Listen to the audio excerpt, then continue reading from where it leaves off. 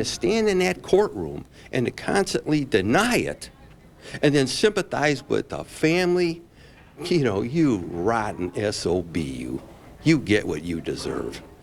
Angry words from a councilman who watched his community rocked by the murders of longtime business owners. Today, a jury recommended the man convicted of those killings pay with his life.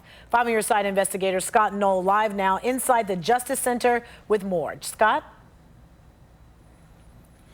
It took the jury less than an hour to come back with its recommendation, death for Joseph McAlpin. We unanimously find that the sentence of death should be imposed on defendant McAlpin. Joseph McAlpin, alone at the defense table, shook his head at the jury's recommendation. The convicted killer who represented himself in court mouthed "I love you" to a family member, but otherwise quiet as he was led back to jail. A far cry from an hour earlier when he told the jury he was fine with whatever they decided. The 32-year-old maintaining he didn't murder Michael and Trina Kuznick inside the couple's car dealership on Good Friday 2017. I will continue to say that, I will continue to say that, I will continue to say that until my fight is finished. No matter if it's me getting on that gurney, having some stuffed up my veins and taking that penalty, or if it's me coming back in this courtroom, reiterating it all over again, doing it once again as round 2.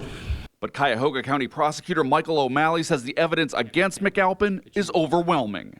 Sadly, our community sees far too often these type of crimes.